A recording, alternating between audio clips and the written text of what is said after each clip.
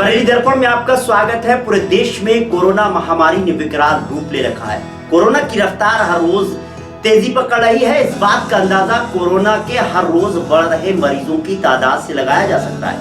हर रोज आंकड़ों के नए रिकॉर्ड बन रहे हैं। पिछले 24 घंटे की अगर हम बात करें तो अब तक के सबसे ज्यादा नए मरीज मिले हैं। जी हाँ, 24 घंटे में 3,32,320 कोरोना पॉजिटिव पाए गए हैं। ये लगातार दूसरा दिन है जब देश में एक दिन के अंदर 3 लाख से ज्यादा मरीजों की पहचान हुई है। आपको बता दें, इससे पहले बुधवार को 3,15,000 कोरोना संक्रमित पाए गए थे। फिक्र की बात और है, मौतों की तादाद में बढ़ोतरी भी दर्ज हो रही है। आपको बता दें, कल यानी गुरुवार को एक दिन के अंदर 2,256 मरीजों ने दम तोड़ा। कोरोना के एक दिन के अंदर मरने वालों को यह आंकड़ा सबसे ज्यादा है। इससे पहले बुधवार को 2,101 और मंगलवार को 2,021 मौतें हुई थी। आलम यह है कि भारत मौतों के मामले में दुनिया में पहले नंबर पर पहुंच चुका है, यानी हमारे यहाँ दुनिया के दूसरे देशों के मुकाबले सबसे ज्यादा मौतें हो रही हैं। अब ब्राजील दूसरे नंबर पर है। हालात बद से बदतर होते जा रहे हैं। इलाज न मिलने, हॉस्पिटल में बेड न मिलने से लोग सड़कों पर एम्बुलेंस और अपने घरों में दम तोड़ रहे हैं। अस्पतालों में ऑक्सीजन की समस्याएं बनी हुई है। दिल्ली, राजस्थान, महाराष्ट्र, यूपी, मध्य प्रदेश, बिहार, झारखंड समेत ज्यादातर कोरोना प्रभावित राज्यों में ऑक्सीजन की समस्या बनी हुई है। जिधर देखो हाहाकार मचा हुआ है। अब बात करते हैं यूपी की। यूपी के अस्पतालों में कोरोना की वजह से हाहाकार मचा हुआ है। नोएडा से लेकर वाराणसी और राजधानी लखनऊ तक के अस्पतालों में ऑक्सीजन की कमी से हाहाकार मचा हुआ है। गुरुवार की दोपहर लखनऊ और बरेली के अस्पतालों में ऑक्सीजन खत्म होने से 4 मरीजों की मौत हो गई। कई मरीज सीरियस हो गए हैं। इससे आक्रोशित लोगों ने हंगामा शुरू कर दिया। बरेली में तो एक अस्पताल में तोड़फोड़ तक हो गई। मीडिया रिपोर्ट्स के मुताबिक लखनऊ के एक अस्पताल में गुरुवार की दोपहर को ऑक्सीजन खत्म हो गई। इससे यहाँ भर्ती दर्जनों मरीज तड़पने लगे। मरीजों की हालत बिगड़ती देख अस्पताल में कोहराम मच गया। ऐसा ही कुछ बरेली के इज्जत नगर इलाके के एक अस्पताल में भी देखने को मिला, जब ऑक्सीजन खत्म होने से 2 मरीजों की मौत हो गई। इससे लोगों का गुस्सा फूट पड़ा। लोगों ने बवाल शुरू कर दिया। अस्पताल में तोड़फोड़ की गई। गुस्साए लोगों ने हॉस्पिटल के मैनेजर को बुरी तरह पीटा। दरअसल बीमारदारों ने इल्जाम लगाया कि उनसे 25,000 रुपए तक वसूली हो रही है, बावजूद इसके उन्हें सुविधाएं नहीं दी जा रही। देखा जाए तो बरेली में कोरोना विकराल रूप लेता जा रहा है। आपको बता दें, गुरुवार को पहली बार जिले में कोरोना संक्रमितों की तादाद 1,000 पार हो गई। तेजी से बढ़ती संक्रमितों की संख्या ने जिला प्रशासन और स्वास्थ्य विभाग की चिंताएं बढ़ा दी। कोरोना जैसी महामारी से निपटने के लिए केंद्र सरकार से लेकर राज्य सरकारें हर संभव कोशिश कर रही हैं, लेकिन इसके लिए जरूरी है कि हमें खुद भी इनिशिएटिव लेना होगा। खुद और दूसरों को संक्रमित होने से बचाने के लिए मास्क, सोशल डिस्टेंसिंग, सैनिटाइजर का इस्तेमाल करना होगा। साथ ही जरूरत पड़ने पर ही घर से निकले और कोरोना से बचने के लिए बनाई गई गाइडलाइंस का पालन करें। आपको बता दें, बरेली में व्यापारियों ने मामले को गंभीरता से लेते हुए पिछले दिनों गुरुवार को बाजार बंद रखने का ऐलान किया था और इसका पालन भी किया। दरअसल यूपी गवर्नमेंट ने 2 दिन यानी शनिवार और रविवार को लॉकडाउन का ऐलान किया था। व्यापारियों ने अपनी तरफ से 1 दिन और बढ़ाकर 3 दिन की लॉकडाउन गाइडलाइंस को पालन करने का ऐलान किया। आज शुक्रवार है। शासन के वीकेंड लॉकडाउन के आदेश के मुताबिक आज रात 8 बजे से सोमवार सुबह 7 बजे तक यानी 59 घंटे का लॉकडाउन जारी होगा।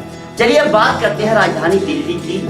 यहाँ के सर गंगाराम जैसे अस्पताल में हालात भयावह हो गए हैं। मीडिया रिपोर्ट्स की माने तो सर गंगाराम अस्पताल में पिछले 24 घंटों में 25 मरीजों की मौत हो गई और 50 से ज्यादा गंभीर रूप से उनकी जान को खतरा है। अस्पताल की तरफ से भेजे गए मैसेज में ऑक्सीजन की फौरन जरूरत बताई गई है। हॉस्पिटल में महज कुछ घंटों तक के लिए ही ऑक्सीजन बची है। हॉस्पिटल का कहना है कि वेंटिलेटर और वाइलेबल पॉजिटिव एयरवे प्रेशर प्रभावी तरीके से काम नहीं कर रहा है। आईसीयू और ईडी में मैनुअल तरीके से वेंटिलेशन किया जा रहा है। राजधानी दिल्ली के इतने बड़े हॉस्पिटल के जो हालात हैं, ऐसे ही कमोबेश दूसरे अस्पतालों के हालात भी बने हुए हैं। गुरुवार को ही जीटीबी अस्पताल के आपातकालीन विभाग के बाहर मरीज स्ट्रेचर पर पड़े रहे। इस दौरान एक महिला और एक बुजुर्ग मरीज की मौत हुई। दरअसल जीटीबी अस्पताल में रात 12 बजे के बाद आपातकालीन विभाग के बाहर स्ट्रेचर पर लेटी एक महिला की सांस उखड़ने लगी। इस बीच तीमारदार के हाथ पांव फूल गए। वो चिल्लाना शुरू कर दिया उसने। डॉक्टर वहां पहुंचते हैं, महिला को सीपीआर देते हैं, लेकिन काफी मशक्कत के बाद भी मरीज की जान नहीं बचाई जा सकी। इससे पहले 4 अस्पतालों के चक्कर लगाने के बाद जीटीबी पहुंचे बुजुर्ग मरीज ने स्ट्रेचर पर ही दम तोड़ दिया। जानकारी के मुताबिक मरीज को सांस लेने में तकलीफ हो रही थी। वक्त पर अस्पताल बेड और ऑक्सीजन न मिलने की वजह से उनकी मौत हो गई। दिल्ली में कोरोना संक्रमितों की तादाद हर रोज बढ़ती जा रही है। अस्पतालों में बिस्तरों की कमी है और ऑक्सीजन की उपलब्धता सीमित होने की वजह से मरीजों की जान पर बनाई है। गंभीर मरीजों की तादाद को देखते हुए ऑक्सीजन की मांग भी बढ़ी है। कई अस्पताल इसको लेकर लगातार बयान जारी कर रहे हैं। आपको बता दें, गुरुवार को दिल्ली में कोरोना वायरस संक्रमण के 26,169 मामले सामने आए थे। इसके अलावा 306 संक्रमित मरीजों की मौत भी हो गई थी। हेल्थ डिपार्टमेंट के बुलेटिन के मुताबिक पिछले 10 दिनों में इस कोरोना वायरस के चलते 1750 से ज्यादा लोगों की मौत हो चुकी है। तो यह हाल है दिल्ली के अस्पतालों का। और अब बात दिल दहला देने वाली खबर मुंबई से है। मुंबई के पालघर में विरार स्थित विजय वल्लभ अस्पताल में आग लगने की खबर है। जानकारी के मुताबिक आग कोविड अस्पताल के आईसीयू वार्ड में लगी। हादसे में 13 लोगों की मौत होने की खबर है। वारदात की खबर मिलते ही फायर ब्रिगेड की गाड़ी आग बुझाने के लिए मौके पर पहुंचती है। आग बुझाई जाती है। जानकारी के मुताबिक जब अस्पताल में आग लगी उस वक्त आईसीयू वार्ड में 17 लोग मौजूद थे। आग लगने की घटना के पीछे शुरुआती वजह शॉर्ट सर्किट बताया जा रहा है।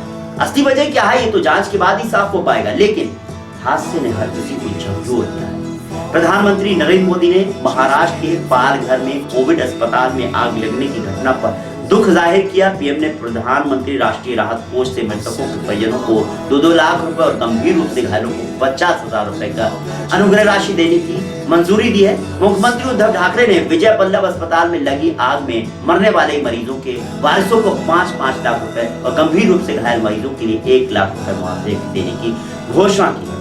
कोरोना जैसी महामारी से जूझ रहे लोगों के साथ पालघर के अस्पताल में जो हुआ बहुत दर्दनाक है। राहत राशि से जो लोग चले गए उन्हें वापस नहीं लाया जा सकता, लेकिन राहत राशि परिजनों के जख्मों पर मरहम का काम जरूर करेगी। आज की इस पेशकश में बस इतना ही। आपको हमारा प्रोग्राम कैसा लगा कमेंट करें, साथ ही सुझाव भी दे सकते हैं। जाते जाते बस यही कहूंगा कि आप अपना और अपनों का ख्याल रखिए। कोरोना को हराना है तो घरों में ही रहिए। जाते जाते आपसे अपील है कि आप फेसबुक पेज पर हमारे चैनल बरेली दर्पण को देखते हैं तो उसे लाइक कीजिए, वीडियो ज्यादा से ज्यादा शेयर कीजिए। साथ ही यूट्यूब पर बरेली दर्पण इंडिया चैनल को भी आप सब्सक्राइब कर सकते हैं, खबरें देख सकते हैं। मुझे इजाजत दीजिए। नमस्कार, सत श्री अकाल, आदाब।